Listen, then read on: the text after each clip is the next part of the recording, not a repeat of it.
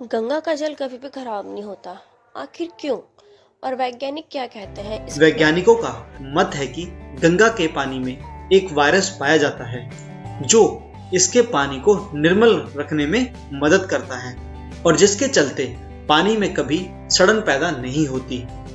बता दें कि गंगा जल को अगर कई दिनों तक आप स्टोर करके भी रखते हैं तो भी आपको बदबू कभी नहीं आएगी। आइए अब जानते हैं सत्य के बारे में। संत रामपाल जी महाराज जी से सुनिए, आखिर सच क्या है और गंगा का जल किस लिए रखा खराब है। नहीं होता।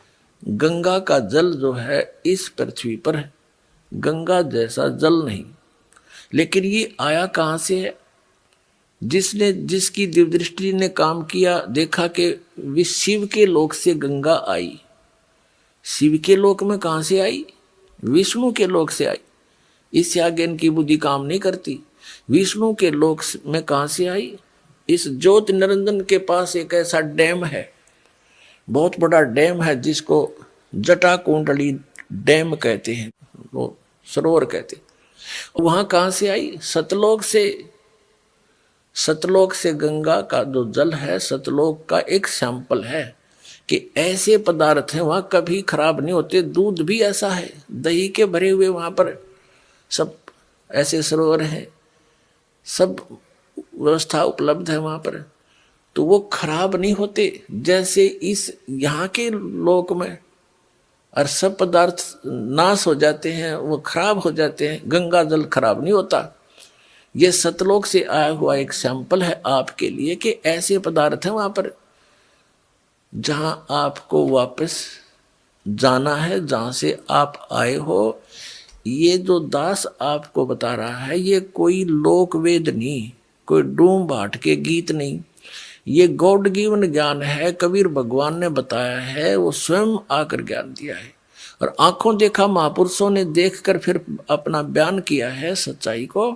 वो ही आपके रूबरू दास कर रहा है। इसने कति ऐसा मान लेना, बिल्कुल फाइनल समझ लेना। इसमें अगरम मगरम की जगह मत छोड़ रखना। जब आपके हृदय में ये बात दास की 100 सत्य हो जाएगी सद, फिर आपकी आत्मा यहां से कति हट जाएगी और यहां से हटे बिना वहां जा नहीं सकते आप। दो नौकाओं पर पैर रखकर आदमी यात्रा नहीं कर सकता, बीच में पड़ा करे। तो जैसे जब तक आप यहाँ रहो, आराम से रहो अपने बच्चों में, भाइयों में, बहनों में, माता में, जो भी आपका परिवार है, रिश्तेदारी है, लेकिन भगत बना कर रखो उन सब ने। और वो भगत नहीं होंगे और आपकी आस्था रहेगी तो फिर आपको ये लटका लेंगे। तो बच्चों को भी नाम पर लगाओ और फिर भी कोई नहीं मानता है, दुर्भाग्य है, तो डगमग ना हो। इस ज्ञान को आधार बना के आपको ये सोच लेना चाहिए कि आप तो यहाँ रहने ही नहीं हो। आपके बेटा है चाहे बेटी, कितने अच्छे हैं, पोता है, पोती है, दोते हैं, दोती है, या कोई कार कोठी है, तो आप तो यहाँ रह ही नहीं सकते। ये आपके हैं कैसे? जब तक आप इनके साथ हो बिल्कुल प्यार से रखो। ये उस परम पिता के बालक हैं। जैसे एक नौकर रहता है, उसको ड्यूटी लगा दी जाती है धनी यानी मालिक के द्वारा कि मेरे बच्चों की देखभाल कर, और ये पैसा ले इनकी खर्चे का। तो उस नौकर को मालूम होता है उनकी कितनी केयर टेक रखता हो कि कहीं ये नाराज ना हो जाए, इनको कोई दुख ना हो जाए, शिकायत हो जाए, मालिक तेरी नौकरी से बर्खास्त ना कर दे। उसके अपने बच्चे ना होते हुए भी वो उसके हृदय से सेवा करता है उस समय। लेकिन जब उसको नौकरी से निकाल दिया जाता है और उसमें उनकी ममता नहीं होती। उसको पहले पता था कि ये तेरे नहीं, ये मालिक के बच्चे हैं। ये आपकी जो भूल कद मिटेगी वो तो समय आप बताएगा, लेकिन ये मिटानी पड़ेगी आपने। ये बच्चे आपके नहीं हैं, ये शरीर आपका नहीं है। कहते काया तेरी है नहीं, ये माया कहाँ से हो? और हम यहाँ अपना जीवन नाश करते हैं, चोरी करके, डाके मार के, रिश्वत ले करके।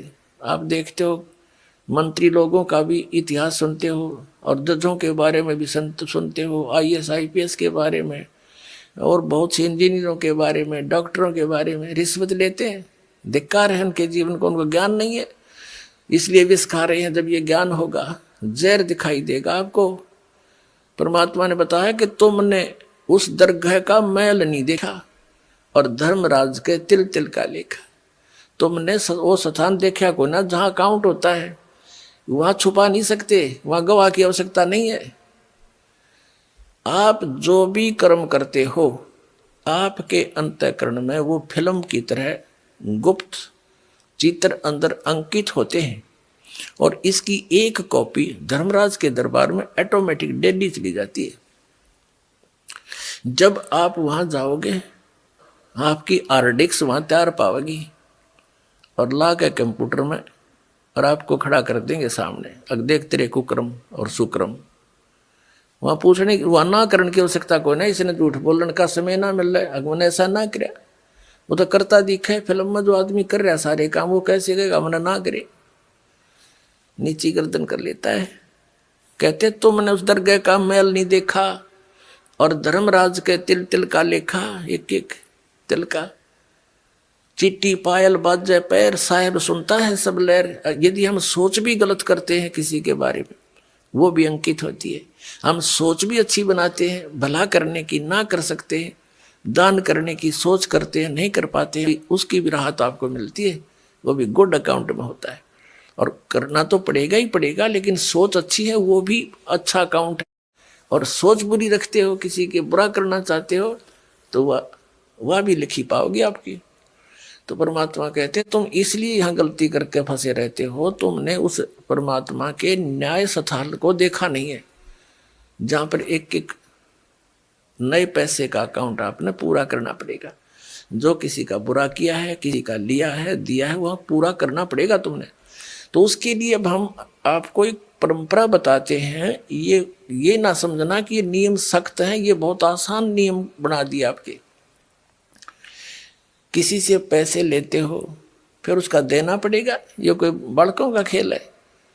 जैसे कोई रिश्वत लेता है या किसी और 2 नंबर से बकवाद करके किसी से ठग लेता है, वो पैसे उसने देने पड़ेंगे। इसमें ना किसी और जन्म में वो दामाद बन के ले जाएगा और खुश होकर देने पड़ेंगे, और कई गुना हो जाएंगे तब तक। तो शर्म दर्द करने की आवश्यकता नहीं है, ये बिना ज्ञान के हम ऐसा करें। इसलिए अब क्या है, जैसे हमारे उलझे संस्कार तो ढेर हैं अभी पिछले भी, ये तो समाप्त हो ही नहीं सकते। यदि ये विधान हम माने इन अज्ञानियों का कि प्रारब्ध कर्म और संचित कर्म जितने भी हैं ये तो भोगने ही पड़ते हैं, और फिर मोक्ष कैसे होगा, अंत कैसे होगा, ये हमारा आपस का संस्कार अंत नहीं होगा तब तक हम मुक्त नहीं हो सकते, फ्री नहीं हो सकते।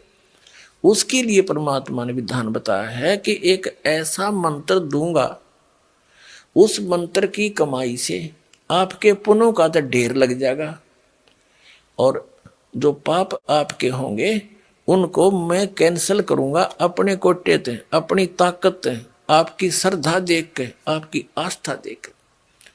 कहते हैं जब ही सतनाम हृदय धरो भयो पाप को नाश, और जैसे चिंगारी अग्नि की वही पड़े पुराने घास। तो 1000 टन सूखा घास पड़ा हो और उसमें एक माचिस की सीख जला कर लगा दे, सारे को फूंक करके ढेर बना देगी, राख बना देगी, और चलेगी तेज हवा, उसको उठाओगे कहीं की कहीं फेंक का आओगी, फील्ड क्लियर हो जाएगा।